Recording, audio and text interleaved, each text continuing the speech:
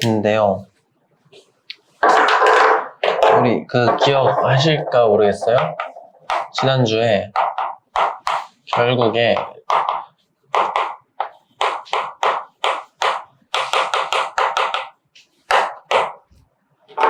물체의 운동 상태, 즉 속도가 바뀌려면 가속도가 필요하고요.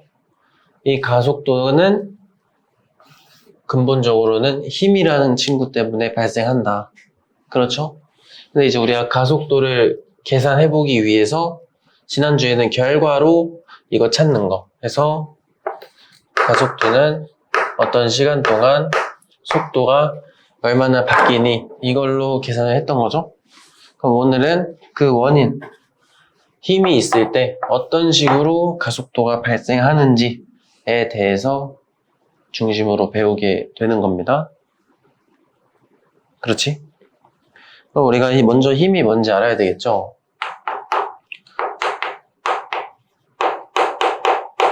힘. 사전적인 정의로는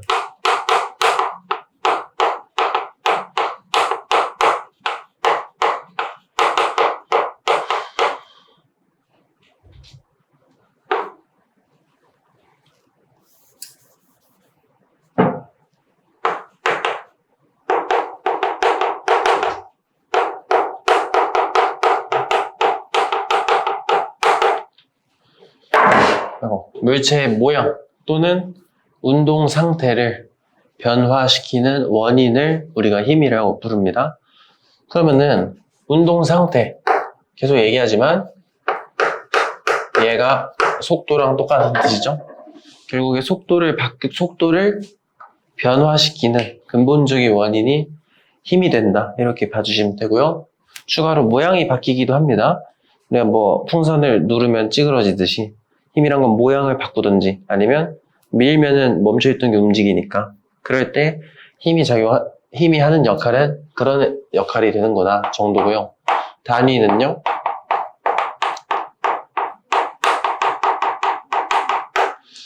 뉴턴을 사용해주면 되겠죠. 그래서 이런 기본적인 뜻은 이렇게 되는 건데 우리가 힘이라는 게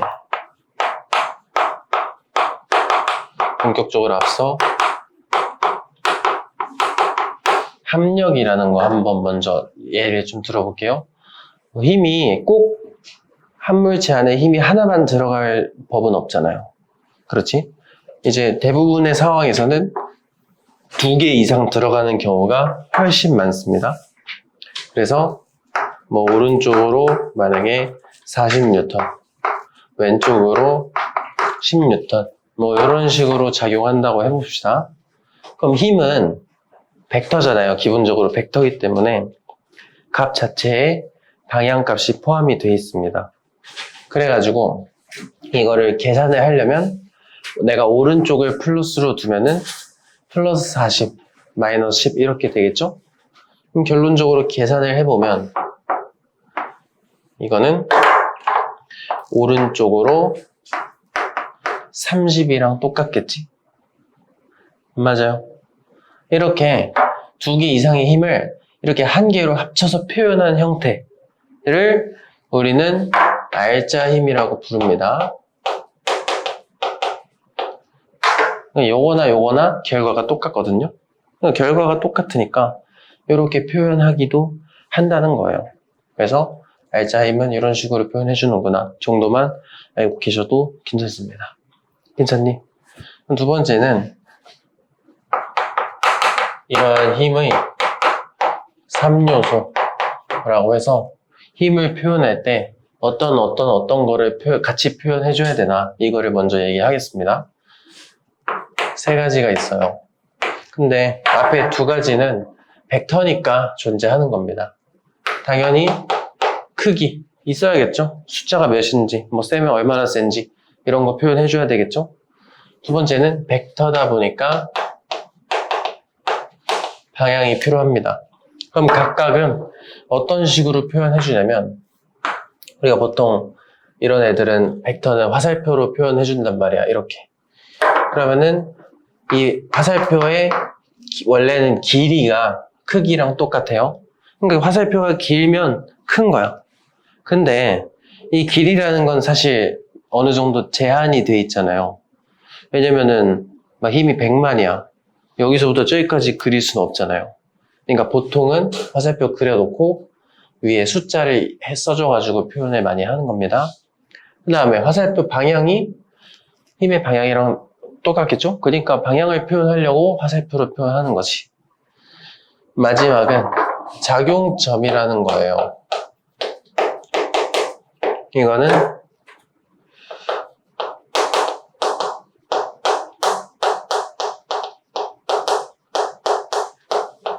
실제로 힘이 작용하는 포인트, 지점을 작용점이라고 부릅니다. 그래서 이 작용점에 힘이 들어가는 곳이에요. 그래서 이런 거를 표현할 때 어떻게 표현하냐면은 이렇게 표현합니다. 이제 이렇게 바닥에 공이 이렇게 받쳐져 있다고 생각해 봅시다. 그러면은 가장 기본적인 힘인 중력을 한번 예를 들어볼게요. 그럼 중력을 다른 말로 표현하면은 이렇게 표현해도 돼요. 지구가 물체를 당기는 힘, 이렇게 써도 괜찮겠죠? 그럼 힘을, 지구가 물체를 당기는 건데 그림 그릴 때 누구한테 그렸어요, 지금? 물체를 당기니까 물체한테 그렸잖아요. 이렇게 힘은 항상 당하는 사람한테 그리는 겁니다. 그래서 이 물체를 들어가는 이 포인트 있잖아. 이거를 작용점이라고 부르는 거예요. 당하는 놈한테 그린다. 이거 굉장히 중요하니까 헷갈리지 않게 꼭 연습해 보셨으면 좋겠습니다. 알겠지? 어쨌든 이러한 녀석들을 우리가 힘의 3요소다 이렇게 얘기를 해요. 이거에 대해서는 좀 이따가 뒤에서 좀 더 자세히 얘기할 거니까 그때 한 번 더 얘기해 보는 걸로 하고요. 이렇게 기본적인 힘에 대해서 배웠는데 우리가 그러면은 힘이 뭐뭐뭐가 있는지 한번 얘기를 해봐야 되겠죠. 그래서 힘의 종류 이렇게 갈 건데 사실 셀 수 없이 많습니다. 종류는. 그 중에서도 대표적인 예시 몇 가지 얘기를 다뤄보는 겁니다. 첫 번째, 뺄 수가 없죠. 중력이라는 친구입니다. 방금 얘기했듯이 지구가 물체를 잡아당기는 힘을 우리는 중력이라고 하고요. 당연하게도 힘의 한 종류다 보니까 단위는 뉴턴을 쓰겠죠. 그러면은 어떻게 계산하나요?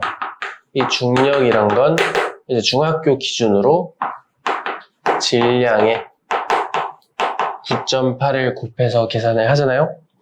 그럼 이 9.8이라는 녀석이 실제로 이름이 있잖아요. 이름 뭐더라? 중력 가속도라고 부른다고 했었죠. 그래서 이 지구상에서 떨어지는 물체들은 전부 다 중력 가속도를 받으니까 1초마다 9.8씩 빨라지면서 떨어지겠구나. 일단 기본적으로 이렇게 내용이 들어갑니다. 근데 이거를 이 중력 가속도가 기본적으로 수치는 9.8인데 상황에 따라서 10으로 나올 때도 있어요. 이거는 계산하기 편하라고.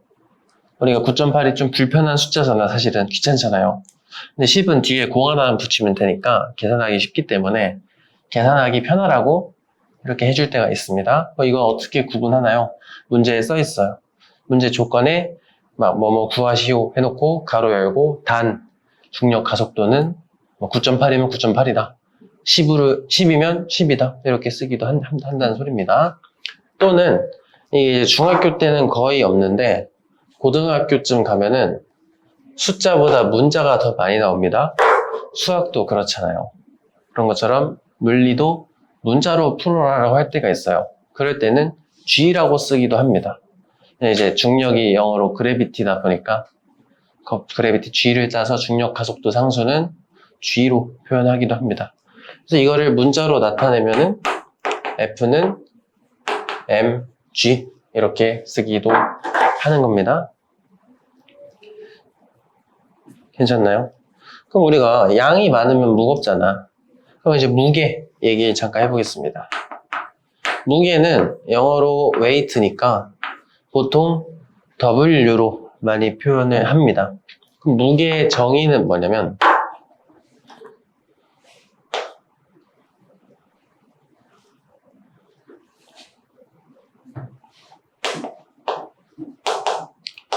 물체에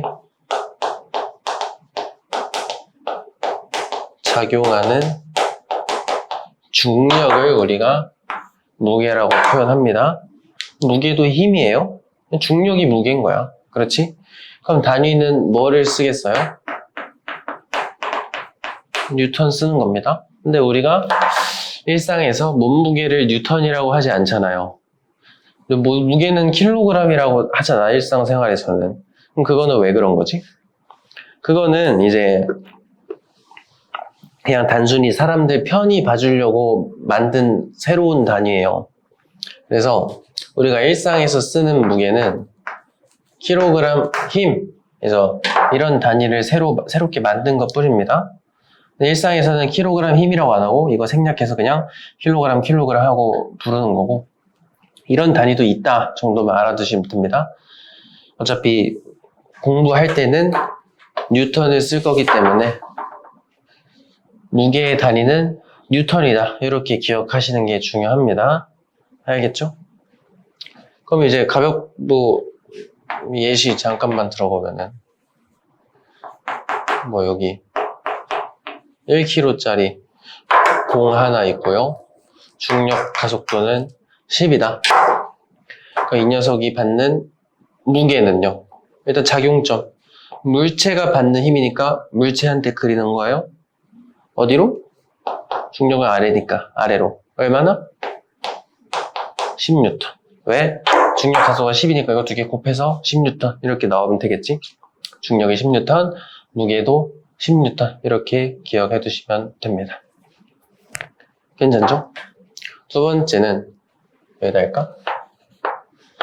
마찰력이야. 마찰력도 힘이니까 보통 F라고 쓰는데 뭐 사실 대문자 F 쓰던 소문자 F 쓰던 상관없습니다. F라고만 표현하면 돼요. 이거는 뭐냐면 물체의 운동을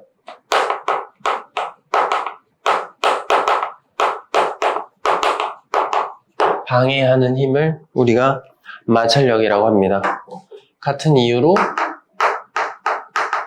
단위는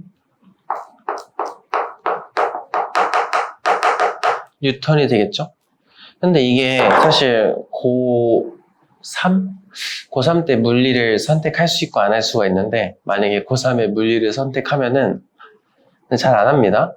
전국적으로 10,000명도 안 돼요. 굉장히 적은 수의 사람들만 선택을 하는데, 원래 마찰력도 공식이 있어서 계산을 해요. 근데 그런 공식은 여러분들이 굳이 외우고 있을 필요는 없으니까 그냥 마찰력이 언제 커지는지 정도만 알면 됩니다. 언제 커지냐면 물체가 무거울수록, 그리고 접촉해 있는 표면이 거칠수록 크다, 이렇게 봐주시면 됩니다. 무거운 놈일수록 밀 때 더 힘이 많이 들어가잖아요. 왜? 마찰이 크니까. 그리고 대리석 바닥이랑 나무 바닥 비교하면은 바닥이 꺼끌꺼끌 할수록 더 잘 안 밀어진단 말이에요. 마찰이 크니까. 뭐 요 정도만 알고 계시면 됩니다. 이거는 그림으로 표현할 때는 어떻게 표현하는 게 좋을까요? 공이 오른쪽으로 움직인다. 이거를 방해해야 되잖아. 힘의 방향은 왼쪽이 되겠죠? 어디다 그려야 돼요? 누구를 방해하는 거야, 지금? 물체를 방해하는 거니까 물체한테 그려야 되는 겁니다. 힘은 항상 당하는 놈한테 그리는 거예요. 당하는 놈한테. 그렇지? 그릴 때는 이렇게 그려주시면 됩니다. 넘어가도 될까요? 세 번째는 이 수직항력이라고 하는 친구가 있어요. 얘는 F라고 안 하고 N이라고 많이 씁니다. 왜냐면 영어로 노멀 포스를 수직항력이라고 해요.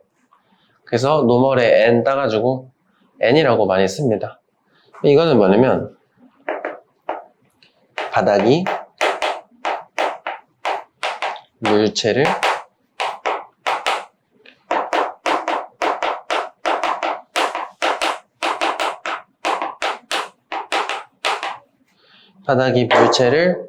떠받쳐주는 힘을 우리가 수직항력이라고 부릅니다. 그럼 단위는 뭘 쓸까요? 힘의 한 종류니까 뉴턴 쓰는 거죠. 여기서도 헷갈리시면 안 됩니다. 이게 지금 똑같이 NL이잖아 또. 얘는 기호를 뜻하는 거고요. 이거는 숫자 뒤에 달라붙는 단위니까 이런 것도 또 헷갈리지 않게 해주시면 좋겠죠. 그럼 봐봐. 이런 거는 언제 얘기하는 거냐면 봐봐요. 지금 우리가 바닥에 공을 이렇게 올려놨어요. 2kg짜리 공을. 이러면 지구 안에 있으니까 당연하게도 중력을 20N 아래로 받겠죠? 근데 우리 오늘 할 건데 힘이 있으면 가속도가 생겨야 되잖아. 그럼 가속도가 생기면 멈춰있는 놈이 움직여야 되잖아요. 속도가 바뀌어야 되니까. 근데 이렇게 바닥에 올려있는 공은 움직이나? 이렇게 놓으면? 이런 거. 이거 움직여요?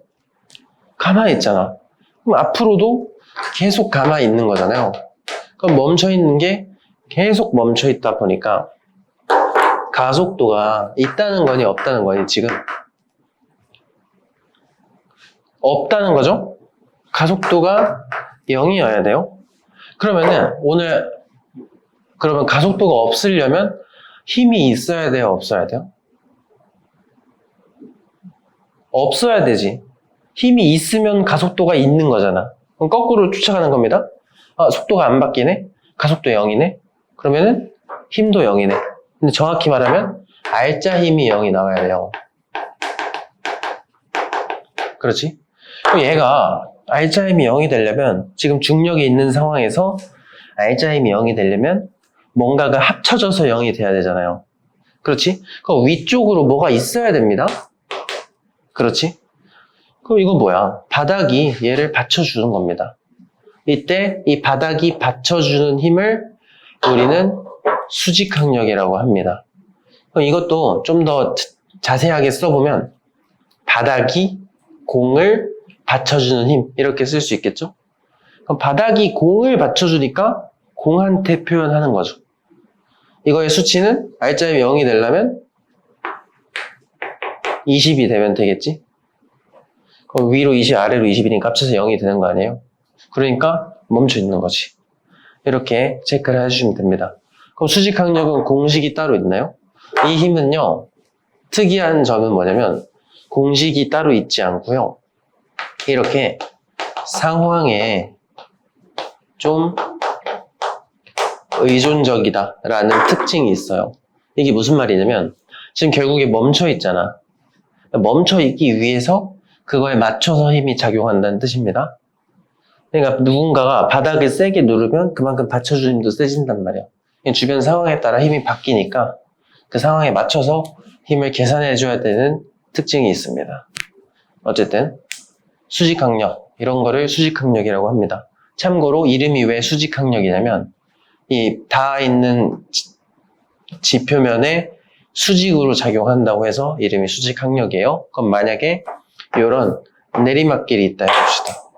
이런 내리막길에서는 여기서도 이만큼의 중력이 작용하겠죠?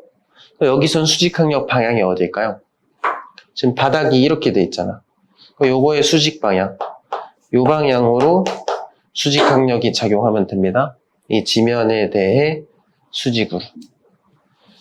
어쨌든 세 번째 수직항력까지 봤고요. 하나만 더 보면은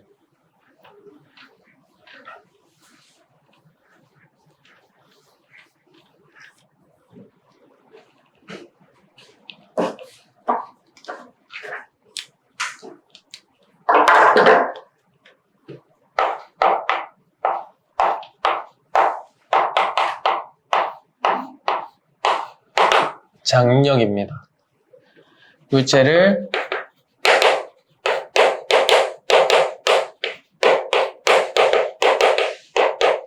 잡아 당기는 힘들을 장력이라고 합니다.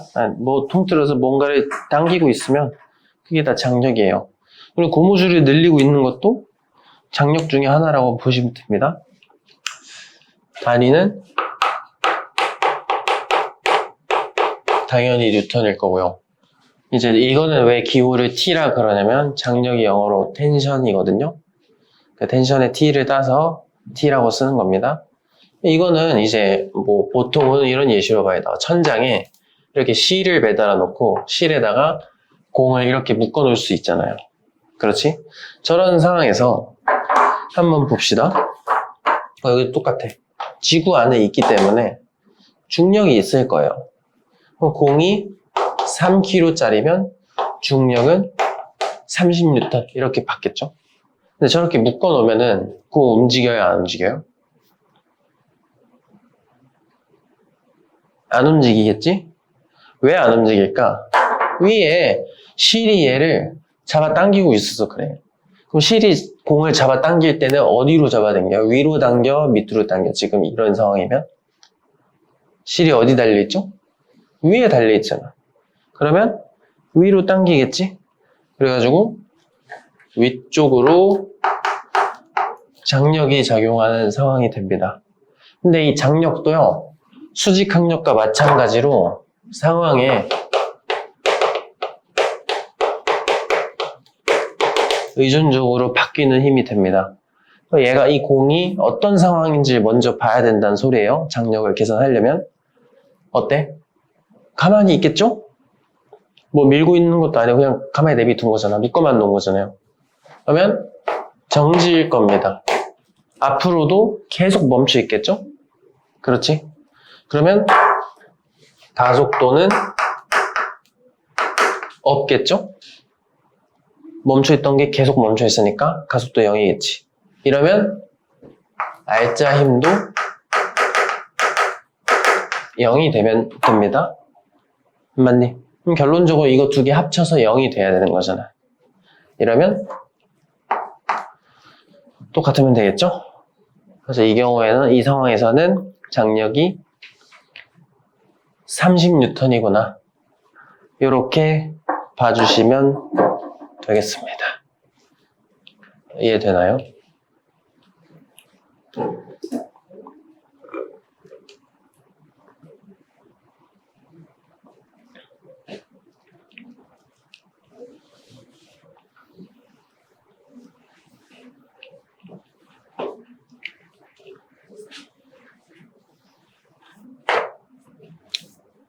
어쨌든 기본적인 4가지 힘 정도 다뤄봤고요. 당연히 이것보다 더 수많은 종류의 힘이 있습니다. 근데 그런 거는 나올 때마다 한 번씩 짚고 넘어가면 돼서 여기서는 이 정도만 보고 넘어가는 걸로 하겠습니다. 오늘의 메인 주제가 뭐냐면 이 뉴턴이라는 사람이 연구를 하면서 이 힘에 대해서 여러 가지를 발견을 했고요. 그거를 3가지 법칙으로 정리를 해놨습니다. 그 3가지 법칙을 하나씩 공부해본다. 이렇게 생각하시면 되고요. 뭐 일단 이름부터 쭉 써보면 첫 번째는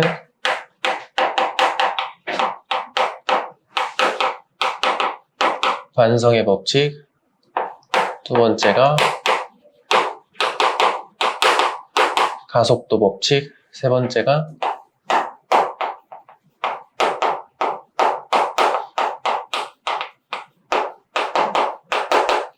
작용, 반작용 법칙, 이렇게 3가지 친구들이 있다.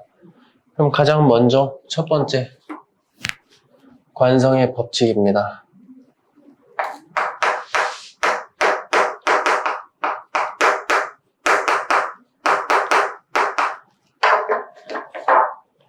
일단 관성의 법칙 얘기하기 전에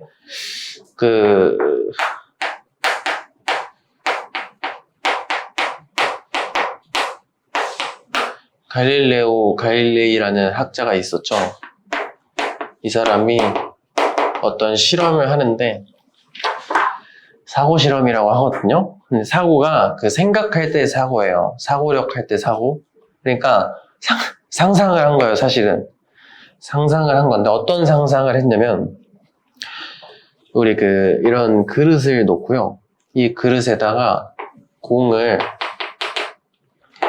멈춰있는 상태에서 여기서 공을 놔요. 이렇게 놓으면 얘가 이렇게 왔다 갔다 할 거 아니에요?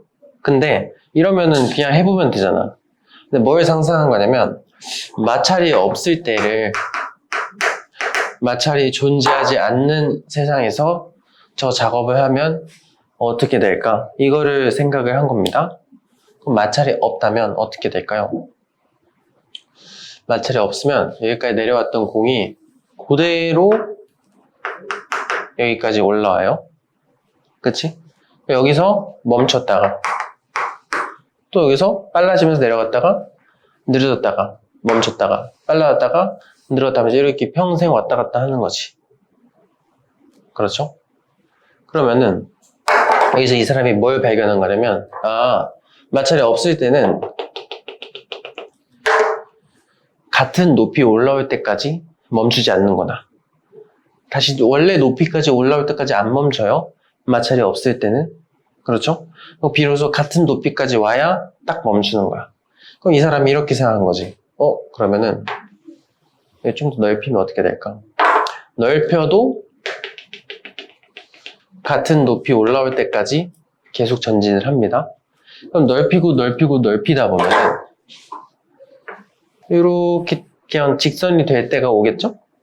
그럼 얘는 여기 가는 애는 어때?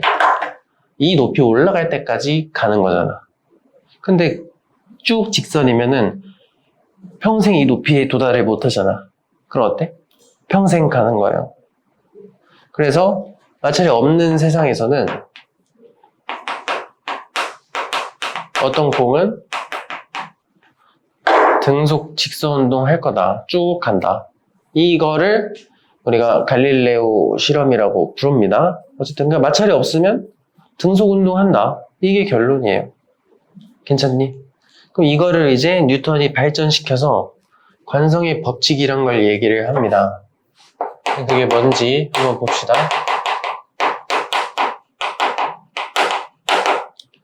물체의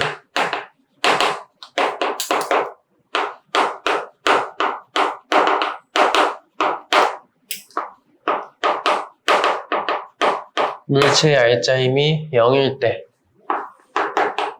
정지해 있던 녀석은 계속 정지해 있고요. 등속 운동하던 친구는 계속 등속 운동한다. 이거를 뉴턴 제1법칙, 관성의 법칙이라고 부릅니다. 그럼 봐봐. 사실 이제 되게 말을 어렵게 써놨지만 별거 없어요. 알짜힘이 0이네. 가속도는 힘이 없으면 가속도 있는 거니 없는 거니?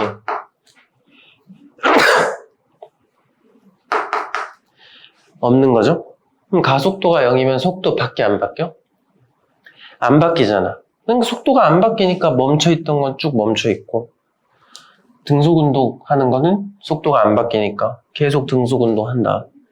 이거를 그냥 법칙이라고 부르는 겁니다. 괜찮니? 이 정도 봐주시면 돼요. 그럼 우리가 관성이 뭔데?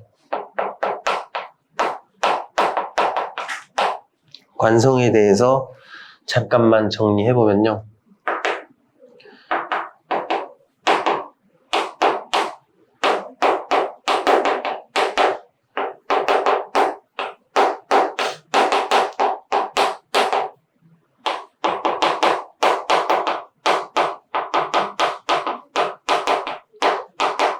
물체가 자기가 가지고 있던 운동 상태를 계속 유지하려는 성질을 관성이라고 부릅니다.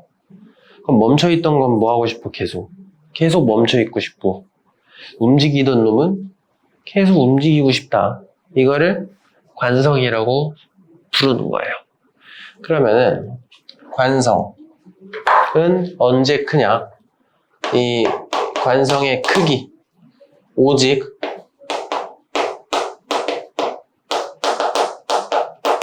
질량에만 비례를 합니다. 물체의 질량이 커. 그러면 관성도 커요. 그럼 관성이 크면 유지하려는 게 큰 거잖아. 그럼 잘 변한다는 거야? 잘 안 변한다는 거야? 유지하려는 게 크면 잘 안 바뀐다는 뜻이 되겠죠? 그럼 관성이 클수록 잘 안 바뀌어요. 예를 들면 우리가 그런 거 있잖아. 자전거는 밀면 쭉쭉쭉 하잖아요. 그치?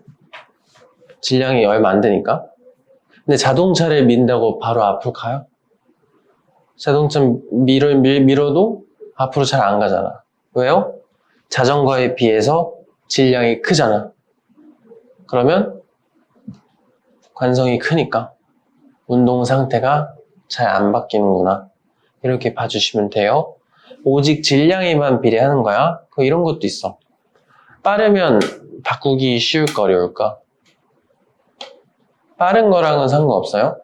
예를 들면 엄청 빠른 탁구공이 날라와. 잡으면 멈추잖아. 왜? 탁구공은 질량이 작으니까. 바꾸기가 쉬우니까 엄청 빠른 물질도 멈추게 하기가 쉽다고.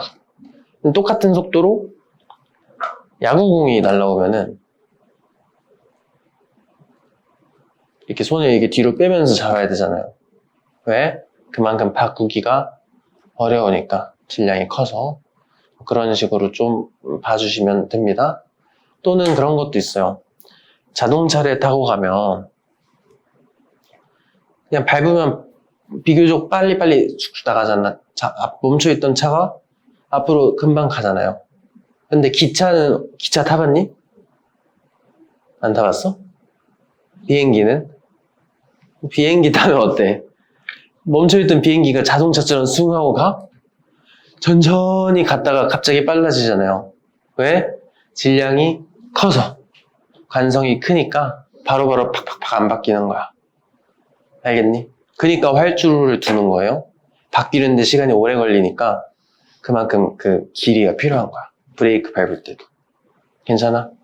이런 거를 관성이라고 합니다. 넘어가 될까?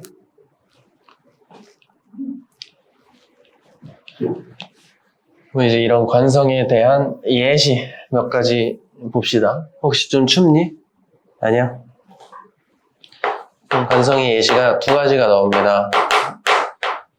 정지 질량과 운동 질량. 크게 이렇게 두 가지 정도로 나눌 수가 있는데요. 정지 질량은 뭘까요? 멈춰있던 게 계속 멈춰 있으려고 하는 예시들을 정지 질량이라고 불러요. 이런 거는 보통 버스가 급출발할 때 또는 자동차 급출발할 때 한번 봐봐. 이렇게 버스 안에 이렇게 사람이 타요. 멈춰있던 버스가요. 갑자기 빡 하고 움직일 때가 있잖아. 멈춰있던 게. 그렇죠? 그럼 버스 안에 타고 있는 사람은 버스가 움직이니까 같이 갈 겁니다. 근데 안에 타고 있던 사람은 사실 가만히 있고 싶단 말이야. 뭐 누구나 질량만 있으면 관성이 다 있기 때문에 나 가만히 있고 싶어. 그러면은 가만히 있었으려면 하얀색 위치에 있을 때가 가만히 있을 때잖아요. 그러니까 몸이 나 여기 있을래 하면서 뒤로 쏠리는 겁니다. 정지 질량에 대한 예시구나 이렇게 보실 수도 있고요. 또는 우리 휴지도 이런 거를 좀 천천히 당기면 이렇게 빠지잖아요. 근데 갑자기 팍 하고 뜯으면은 하나만 뜯겨져요. 왜냐면 얘가 가만히 있으려고 하니까 여기만 뜯겨 나가는 거야. 이런 것도 정지 질량의 예시구나 라고 보실 수 있고요. 또는 그 카드 탑 쌓아놓고 식탁법이 들어온 다음에 탁 빼면은 안 무너지고 그대로 있잖아. 그리고 그 카드 탑이 가만히 있으려고 하니까 정지 질량이 작용했구나 이렇게 보셔도 괜찮겠죠. 그 다음에 이런 예시가 나오는데 이런 거는 잠깐 설명을 해봅시다. 이제 천장에 이런 줄을 매달아 놓고 이렇게 뒤에 실을 잡아요. 이것도 똑같아. 천천히 당기면 위에가 끊어져요. 왜? 당연하죠? 천천히 잡으면 A가 끊어지게 됩니다. 왜냐면 이 A라는 실은 밑에 사람이 당기는 힘도 받지만 이 추의 무게도 받잖아. 위에 달려있다 보니까 힘을 더 세게 받으니까 A가 끊어져요. 이게 정상이에요. 근데 이거를 갑자기 팍 당기면은 B가 끊어져요. 왜냐면 갑작스럽게 팍 당기면 여기 얘가 나 가만히 있을래 라고 정지 질량이 작용을 해서 밑에가 끊어지는구나. 이런 것도 정지 질량이 예시니까 알아두시면 괜찮습니다. 근데 지금 보니까 질량이라고 썼었네. 질량이 아니고 관성이죠, 관성. 이제 운동 관성에 대한 예시 한번 보겠습니다. 운동 관성의 경우는 이미 움직이고 있던 녀석들이 계속 움직이려고 하는 거 있잖아요. 그런 거를 예를 들면 돼요. 이런 거지. 아까랑 반대로 이 버스가요 움직이고 있는데 안에는 똑같이 사람이 타고 있고요. 갑자기 멈춰요. 이렇게 살짝 뒤에다 그려주면 됩니다. 버스가 멈추면 사람도 같이 멈추겠지? 근데 여기 안에 타고 있던 사람은 계속 앞으로 가고 싶단 말이에요. 그래서 앞으로 몸이 쏠리는 반대되는, 이거는 이제 좀 자주 겪을 법한 일이죠. 갑자기 브레이크 차 타고 있다가 갑자기 밟으면 앞으로 몸이 쏠리잖아. 그런 걸 대비하기 위해서 우리가 안전벨트를 차는 거지. 어쨌든 이런 거 운동 관성이라고 부르고요. 또는 우리 앞으로 뛰어가다가 다리 걸리면 넘어지잖아. 왜 넘어질까? 뭔가 발에 걸리면 발은 멈추는데 내 상체는 앞으로 가고 싶단 말이야. 그러니까 앞으로 몸이 쏠리면서 멈추는 거지. 또는 이제 뭔가를 이제 털어요. 먼지를, 수건 같은 거를 이제 빨고 이렇게 털 때, 이렇게 털면은, 예를 들면은, 이렇게 잡고 있다가 이렇게 털면은, 이렇게 내가 이렇게 할 때 같이 가잖아. 그러다가, 이렇게 딱 이렇게 잡는 거 아니에요. 잡는 순간, 종이는 멈추는데, 종이에 붙어 있던 먼지 같은 거는 계속 앞으로 가고 싶으니까 털리겠지? 이런 예시들을 우리가 운동 관성의 예시구나. 이 정도 봐두시면 됩니다. 그래서 관성이 뭘 뜻하고 언제 커지는지 질량에 비례해서 커진다. 이거랑 각각에 대한 예시 정도를 우리가 구분하실 수 있으면 괜찮습니다. 여기는 이 정도 보고 넘어가도록 하죠.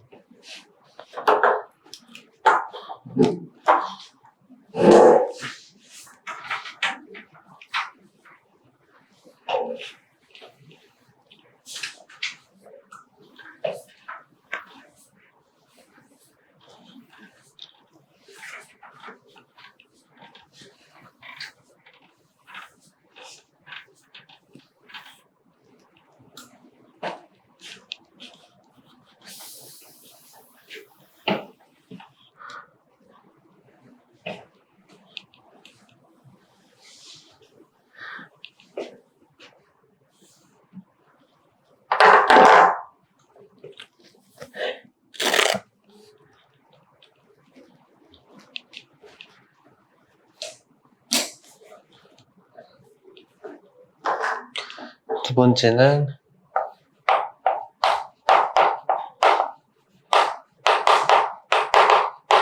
가속도 법칙이 됩니다. 그래서 사실상 요 법칙이 이제 우리 물체에 알짜 힘이 작용하면 그에 따른 가속도가 발생합니다. 요거에 대한 주된 내용이 이 친구가 되고요. 이 친구를 이제 우리가 연구를 한 거지. 어떻게 연구한 거냐면 우리가 뭔가를 비교하고 싶으면 비교하고자 하는 조건 외에는 다 통일을 시켜줘야 됩니다. 그래서 질량이 일정한 똑같은 공을 갖다 대고요. 이 공에다가 힘을 계속 바꿔준 거지. 뭐 좀 더 세게 주거나 아니면 약하게 주거나 할 때. 그러니까 이렇게 물체에 힘이 작용하면서 가속도가 발생되는데 그 가속도가 어떤 식으로 발생이 되는지를 비교를 한 겁니다. 그렇게 실험을 반복하다 보니까 결론을 냈어요. 어떻게 됐냐면 결론적으로 이 가속도라든 건 물체의 알짜 힘에 비례하는구나 이런 결론을 얻을 수 있었습니다. 근데 뭐 이유를 생각해보면 간단합니다. 왜? 힘 때문에 가속도가 생기는 건데 힘이 세면 가속도도 아무래도 커지겠죠? 그렇게 되는 상황이고요. 그에 따른 그래프를 좀 그려보면은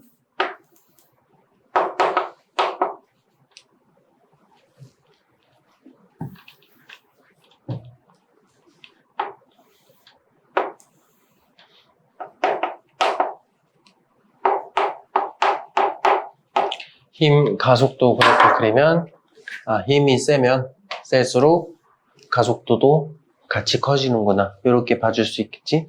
또는 우리가 이제 저번 주부터 계속 그려왔던 속도 시간 그래프 한번 보면은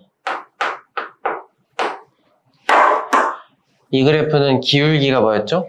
가속도잖아. 근데 가속도랑 힘이랑 비례한다며. 그래서 힘을 세게 줄수록 가속도도 같이 커지는구나. 그래서 힘을 F만큼 줬을 때 이 정도 기울기가 나왔다면 힘을 2배로 주니까 기울기가 2배 커지는 거고요. 힘을 3배로 주면 기울기는 또 3배가 되는구나. 뭐 이렇게 받아주시면 괜찮습니다. 괜찮니? 그럼 두 번째 조건은 뭐냐면 이번에 거꾸로 질량에도 연관이 있지 않을까? 이렇게 생각을 해보는 겁니다. 그래서 그럼 질량을 내가 비교하고 싶잖아. 이러면 알짜 힘은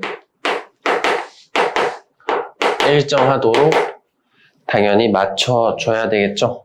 그래서 이렇게 맞춰놓은 상태에서 또 실험을 반복하는 겁니다. 이번엔 이렇게 물체에 작용하는 힘을 일정하게 맞춰놓고 여기서 얘가 질량을 뭐 키우거나 아니면 줄이거나 이제 공을 바꿔주면 되겠죠? 좀 더 큰 공, 작은 공 바꿔가면서 실험을 반복적으로 해보니까 결론이 어떻게 나왔냐면 이 가속도는 질량에는 반비례하는구나 이런 결론을 얻을 수 있었습니다. 그래서 똑같은 힘을 준다면 물체가 가벼울수록 더 가속도가 커서 더 빨리 빨라진다. 뭐 이렇게 이해를 해주시면 되겠죠. 이거는 그래프 그릴 때 질량과 가속도에 대한 그래프를 그려보면 우리가 이제 여기서 조심하셔야 될 게 질량이 커지면 가속도가 작아지는 거잖아요. 근데 반비례인데 반비례 그래프 어떻게 그리지? 이렇게 그려야 되죠. 반비례 그래프는 이렇게 그리는 거니까 이런 식으로 그려지는구나 이렇게 좀 기억해 두시면 됩니다. 괜찮지? 그 다음에 우리가 자주 보던 속도 시간 그래프 이거는 이제 기울기가 가속도에 비례하고 가속도는 알짜 힘에 비례하니까 그럼 질량에 따라서 쭉 봐보시면 질량이 크면 가속도가 작은 거죠. 그래서 오히려 질량이 좀 작을 때 가속도가 큰 거고 질량을 키우니까 질량을 2배 치면은 그만큼 가속도가 기울기가 절반이 되는 거고요. 3배를 쳐주면 기울기는 또 3분의 1배가 되는구나. 이렇게 기억을 해두시면 됩니다. 괜찮니? 그럼 결론적으로 결론이 뭐냐? 그래서 이 두 가지 결론 있잖아. 가속도는 알짜힘에 비례하고 가속도는 질량에 반비례한다. 이 두 가지 결론을 합치는 거예요. 그래서 결론적으로 가속도는 물체의 질량에는 반비례하고요. 알짜 힘에는 비례하는구나. 이러한 결론을 낼 수가 있고요. 그래서 이거를 공식화한 겁니다. 그래서 결국에는 가속도는 질량분의 알짜 힘, 이걸로 우리가 계산이 가능하게 된 거고요. 양쪽에 질량을 곱하면 어떻게 되겠어요? 알짜 힘은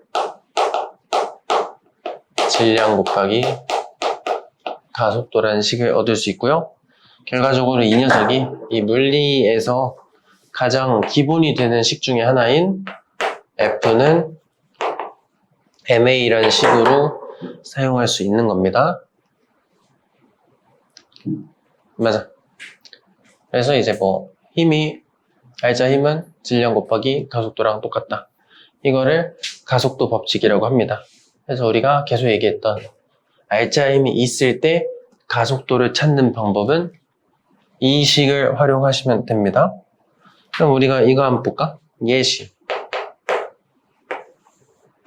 처음에 이렇게 멈춰 있는 공이 있다. 그럼 얘한테 힘을 20 줘요. 자, 그러면은 이 상황이면 물체는 알짜 힘이 있나요, 없나요? 힘이 하나 있으면 이게 알짜 힘이 됩니다. 아, 알짜 힘이 있네. 그러면 가속도가 존재하겠다. 이렇게 봐주시면 되고, 이때 이 가속도를 찾을 때는 우리가 F는 MA라는 식을 이용해서 대입을 해서 찾아주시면 됩니다. 그럼 질량을 알아야 되니까 질량 그냥 주어주는 겁니다. 5kg짜리 콩이라고 해봅시다. 그럼 알짜 힘은 20, 질량은 5. 그럼 20은 5A가 되잖아요.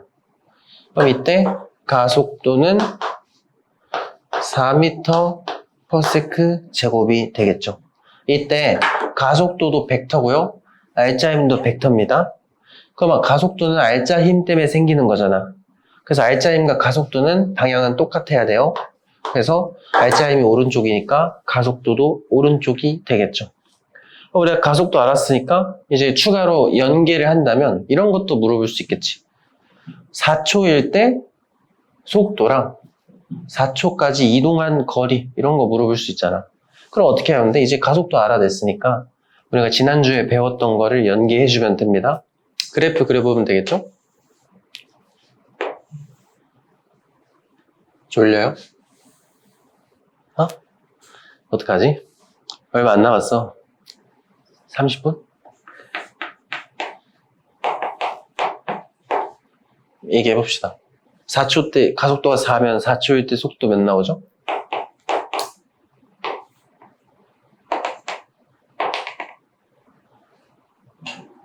가속도가 4니까 처음에 멈춰 있었고 1초마다 4씩 커지는 거잖아요. 그럼 4초일 때는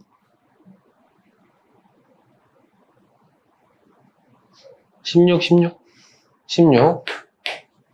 이렇게 찾아주는 거지. 이거 찾으면 이동거리도 우리가 계산해 볼 수 있겠죠.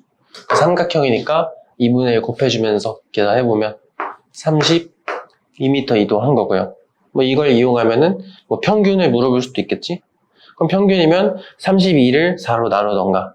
어차피 등가속도니까 중간 쳐가지고 8이 0부터 4초까지 평균 속도입니다. 이렇게 할 수도 있겠죠.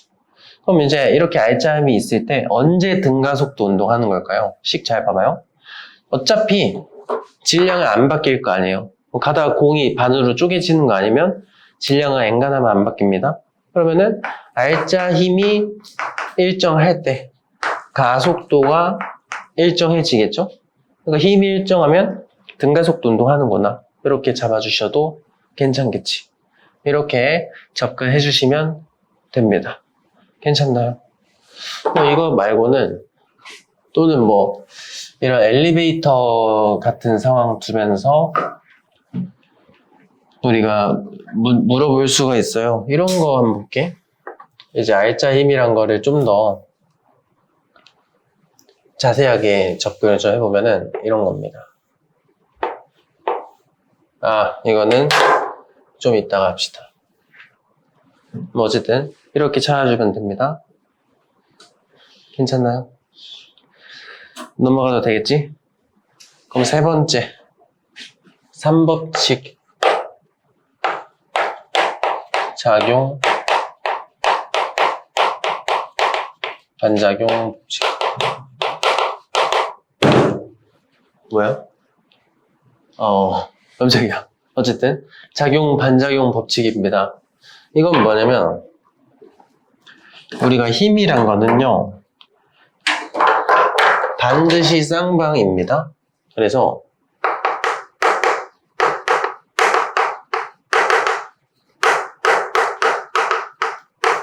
상호작용하는 건데 상호작용이 뭐예요? 서로가 서로한테 영향을 준다는 뜻이잖아. 그래서 예를 들면은 이게 벽을 쳐. 그러면은 내 손도 아프잖아. 왜요? 내가 벽을 치는 동시에 벽도 나를 치니까. 그러니까 힘은 항상 이렇게 쌍방으로 치는 겁니다. 그런 걸 상호작용한다 그러고요. 이때 이 상호작용하는 힘은 반드시 크기는 같고요. 방향은 반대입니다. 자, 예를 들면은 우리가 이제 뭐 구슬치기를 한다고 쳐봐요. 그럼 A라는 구슬, B라는 구슬을 이렇게 쾅 하고 부딪혔어. 그럼 A 입장에서는 힘을 어디로 받을까? 오른쪽에서 부딪혔으니까 왼쪽으로 밀리겠죠? 그렇지? 그래서 이 경우에는 얘는 이렇게 표현합니다. 이때 FBA 이렇게 쓰면은 B가 A를 미는 힘 이렇게 써주면 됩니다. B가 A를 민다. 아까 얘기했죠? 힘은 어디에 그려야 된다 했어? 당하는 놈한테. 그러니까 A를 미니까 A한테 그린 거예요. 됐지? 그럼 이게 작용 반작용 원리에 따라서 이렇게 B가 A를 미는 동시에 A도 B를 민다. A가 B를 미는 힘 이런 식으로요. 이렇게 상호작용하는 관계를 작용 반작용이라 합니다. 그럼 지금 보면 방향은 어때요? B가 A를 미는 건 왼쪽, A가 B를 미는 건 오른쪽이잖아. 방향은 반대입니다. 크기는 뭐 예를 들어서 얘가 10N이라면 이것도 10N이 돼야 된다는 소리입니다. 이렇게 이런 애들을 작용 반작용이라고 해요. 그래서 그럼 작용 반작용을 구분할 줄 알아야 돼요. 어떻게 구분하냐면 되게 간단합니다. 그냥 주어 목적어 뒤바뀌면 돼. 무조건 이렇게 되면 작용 반작용입니다. 그럼 B가 A를 미는 힘의 반작용은 뭐니? 물어보면은 이것만 바꿔. A가 B를 미는 거요. 이렇게 얘기하면 됩니다. 알겠지? 이거를 구분하실 수 있어야 됩니다. 근데 지금 보면 이거 왜 구분 못하지? 이런 생각이 들잖아요. 그래서 문제를 헷갈리게 하려고 이 녀석이랑 항상 세트로 같이 나와요. 힘의 평형. 자, 우리가 뭘 힘의 평형이라고 하냐면 한 물체의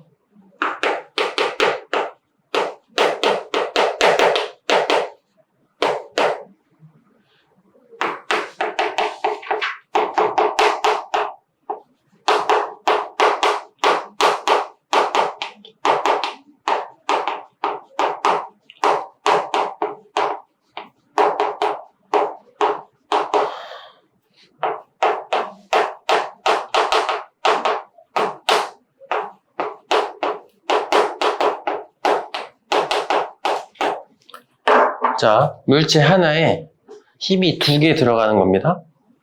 이거는 하나에 2개가 들어가는 거야. 근데 하필이면 걔네들이 방향이 반대고요. 똑같아. 그럼 R자임이 몇이 될까요? 뭐 예를 하나 들어보는 게 낫겠죠? 여기에 C라는 공이 있고요. 이쪽으로 뭐 A라고 하면 저거랑 헷갈리니까 줄다리기를 한다 생각해 봅시다. 철수가 C를 당기는 힘. 근데 반대쪽에서는 영희가 C를 당기는 힘. 이렇게요. 그럼 지금 철수가 만약에 20으로 당겼어. 근데 영희도 20으로 당길 수 있잖아. 이런 경우는 R자임이 몇이 나오죠? 0 나오겠지? 이러면 힘의 평형이라고 부르는 거예요. 괜찮니? 얘네랑 일단 다른 점이 뭐예요? 이거는 물체가 하나예요, 하나. 둘 다 C를, 이것도 C를이잖아. 하나한테 들어가는 겁니다. 반면에 얘네는 2개여야 돼. 주체가 2개여야 돼요.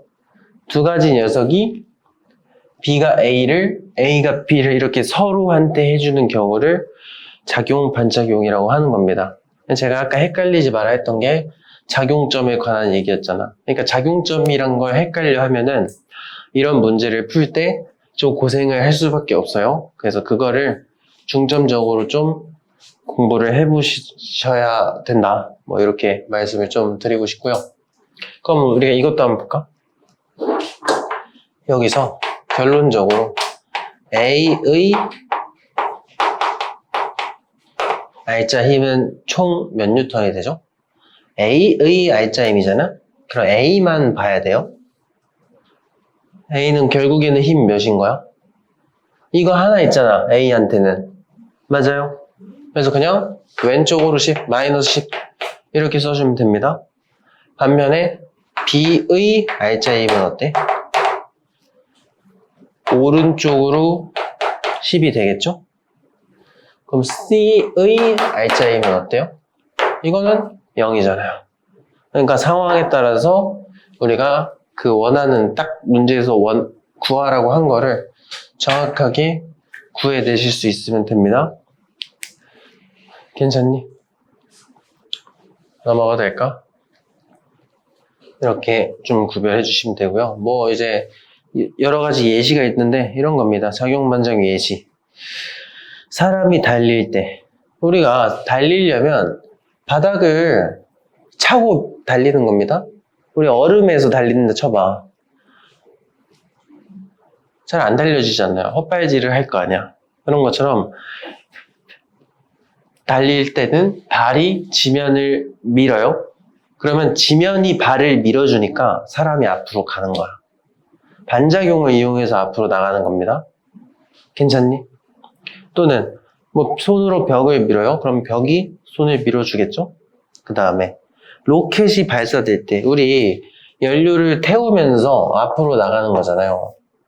연료를 태우면서 여기서 가스를 뿜으면서 앞으로 가는 거잖아. 그럼 봐봐. 어떻게 앞으로 가나? 지금 보면은 여기서 로켓이 가스를 뿜을 때 가스를 밀어요. 로켓이 가스를 밀 거 아니야. 그러면 이거에 따른 반작용으로 가스가 로켓을 미니까 얘네가 이 힘을 이용해서 로켓이 앞으로 나가는 겁니다. 반작용을 이용했다. 이렇게 봐주시면 되겠죠. 넘어가도 될까요?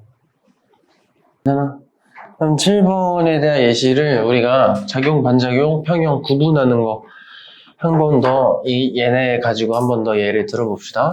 우리가 나무에 이렇게 달려있대요. 사과가. 우리가 이제 힘 이름을 한번 쭉 지어보면서 해봅시다.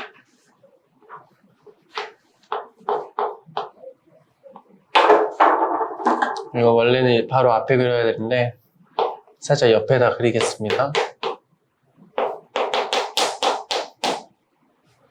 이때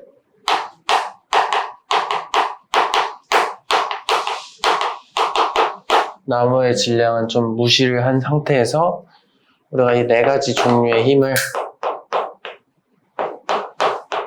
한번 이름을 한번 지어보도록 하겠습니다. 일단 이게 사과니까 사과는 F1 왜 아래로 당겨지겠어? 중력을 받으니까. 그렇죠? 그래서 이거는 사과의 중력 이렇게 써주면 되겠지. 근데 중력을 다른 이름으로 쓰면 어때? 누가? 지구가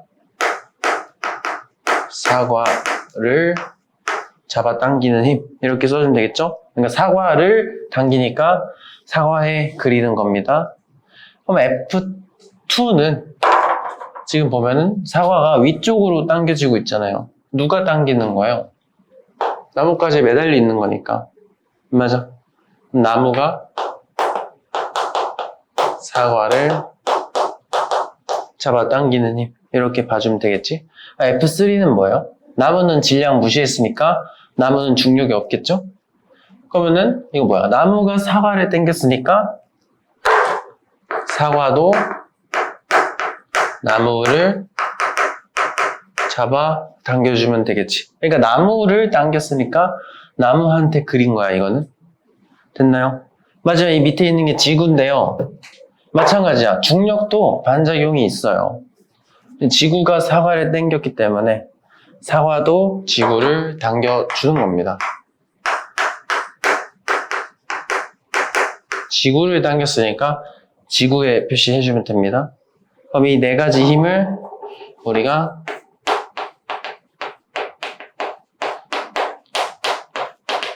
작용, 반작용 또는 힘의 평형 이렇게 두 개를 구분을 하시면 되는데요. 작용, 반작용은 어때? 이거 두 개 바뀌는 것만 찾는 거예요. 그러면 지구가 사과를, 사과가 지구를.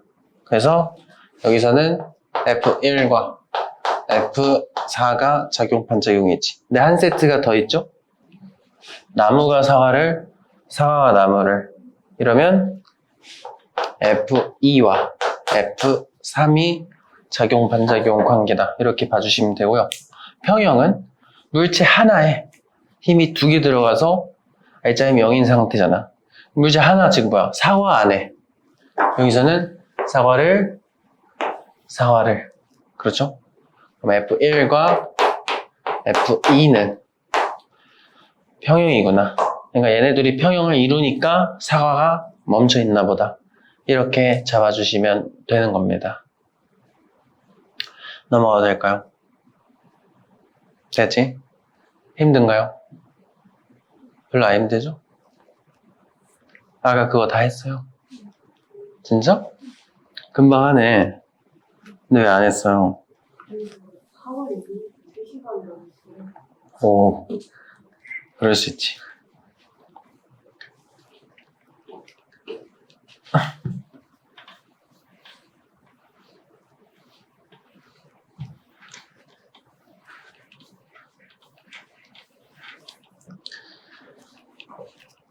그럼 뭐 약간의 이 문제를 한번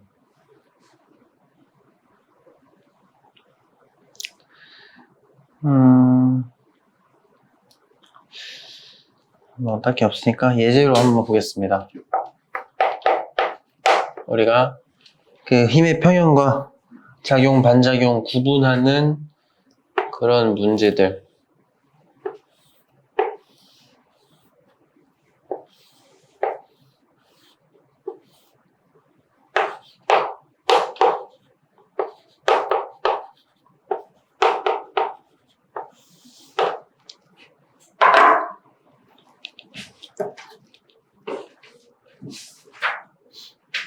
자, 이렇게 그려놓은 상태에서 우리가 힘을 좀 하나하나 좀 뜯어보는 연습이 좀 필요해요. 그럼 봐봐요. 바닥에 저렇게 두 개를 상자를 쌓아놓은 거잖아. 그 상자 움직이겠어요? 안 움직이겠어요? 가만히 있겠지 뭐. 그렇지? 이렇게 가만히 있다? 정지해 있다.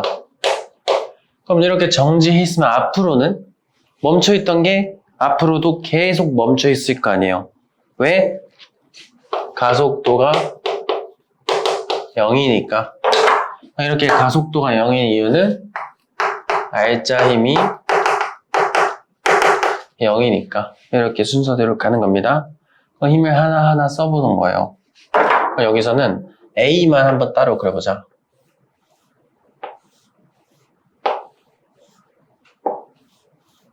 A만 그려보면 A는 중력을 아래로 20N 받겠죠? 2kg니까 중력 가속도 10이라고 치면 20N이 중력이 될 겁니다. 근데 A는 가속도가 0이어야 되잖아. R자힘이 0이겠죠? 그럼 위로 뭐가 필요하네. 그럼 위로 뭐가 무슨 힘이 들어가겠어요? A 밑에 있는 녀석은 B니까 위로는 B가 A를 밀어주는 힘 이렇게 받을 수 있겠죠.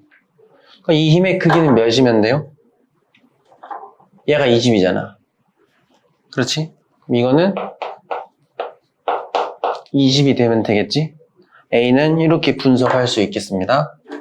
그럼 이제 B 한번 보자. B는 3kg짜리니까 아래로 30N의 중력을 받겠죠? 그래서 이제 그걸 알아야지. 작용, 반작용에 따라서 B가 A를 받쳤잖아. 그럼 A도 가만히 있지 않는다고. A는 B를 위로 밀어요? 아래로 밀어요? B가 A를 위로 밀고 있죠? A는 B를 위로 밀어야 돼? 아래로 밀어야 돼? 아래로 밀면 되겠지? 반대로 밀어줘야 되니까. 그래서 A가 B를 아래로 얼마나?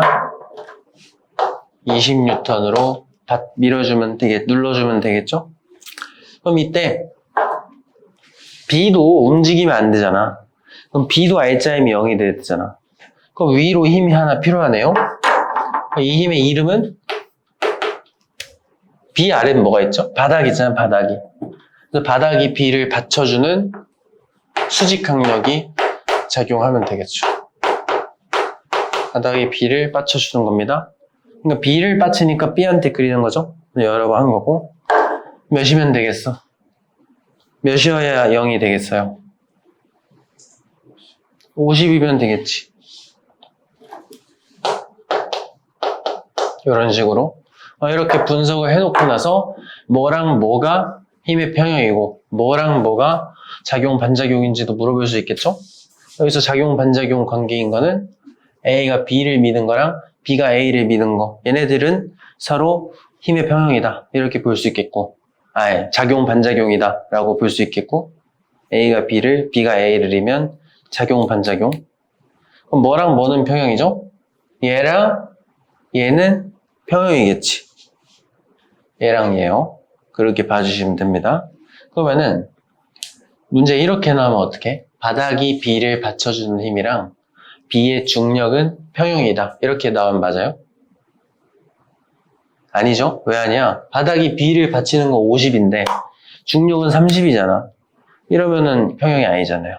이렇게 문제를 출제합니다, 보통.